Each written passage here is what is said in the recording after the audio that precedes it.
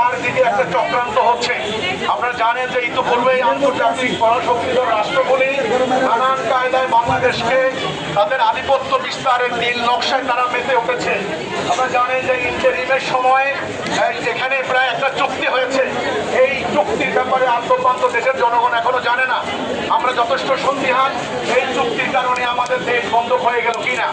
আমরা এর আগেও কিন্তু কথা হচ্ছে মিয়ানমার থেকে প্রায় 24 লক্ষ মুসলমানকে তারা তাড়িয়ে দিয়েছে।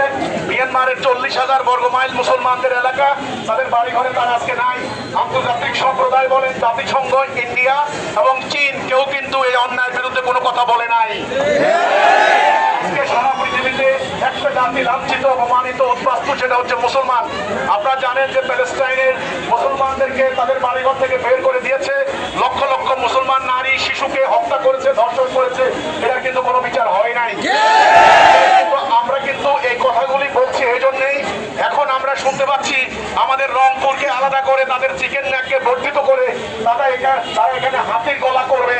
অর্থাৎ আমাদের এই প্রিয় জন্মভূমিকে পার্বত্য চট্টগ্রাম বলেন, সেন্ট মার্টিন বলেন, রংপুর বলেন, এইভাবে নানানভাবে চেষ্টা হচ্ছে বা ষড়যন্ত্র হচ্ছে। কাজে আমরা আশঙ্কা করি আমাদের এই প্রিয় জন্মভূমি বাংলাদেশ আগামী দিন তার অস্তিত্ব এক সংকটের মধ্যে পড়ছে।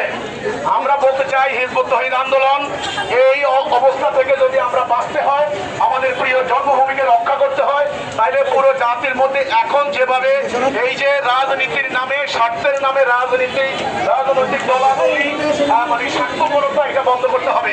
এবং ধর্মের নামে ধর্মকে ব্যবহার করে, পবিত্র ধর্মকে ব্যবহার করে যে অপরাজনীতি, উগ্রবাদ, সাম্প্রদায়িকতা, এটা কিন্তু বন্ধ করতে হবে। আমরা বলেছি যে আমাদের একমাত্র ঐক্যবদ্ধ হওয়ার সূত্র হচ্ছে ইসলামের আদর্শ, ইসলাম। আমরা মুমিন, মুসলিম, আমরা উম্মতে মুহাম্মদী। আমাদের জন্য নামাজ যেমন ফরজ, আল্লাহর বিধানে রাষ্ট্র পরিচালনা করা ফরজ। আমরা এই বার্তা দিতে চাই পুরো জাতিকে, আগামী দিন যদি আমরা ইস্পাতের মতো ঐক্যবদ্ধ করতে পারি, তবে যে কোনো সাম্রাজ্যবাদী আগ্রাসন, যেই কোনো ধরনের উগ্রতা থেকে আমাদের রাষ্ট্রকে আমরা সেভ করতে পারবো। হচ্ছে আমাদের কথা। দ্বিতীয় কথাটা হচ্ছে, আমরা আজকে সম্মেলন করেছি, আমরা এই ময়মনসিংহের প্রশাসন, গণমাধ্যম কর্মী, আমরা এই সাধারণ জনগণ, আমি সবাইকে ধন্যবাদ জানাই, অভিনন্দন জানাই।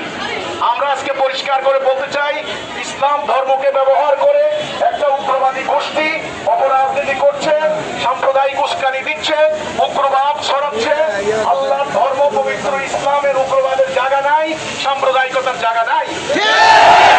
ইসলাম হচ্ছে ন্যায় বিচারের ধর্ম, ইসলাম হচ্ছে শান্তির ধর্ম, ইসলাম হচ্ছে ঐক্যের ধর্ম, ইসলাম হচ্ছে সুবিচার, মানবতা, মানবাধিকার, মানব সভ্যতাকে প্রতিষ্ঠা করার ধর্ম।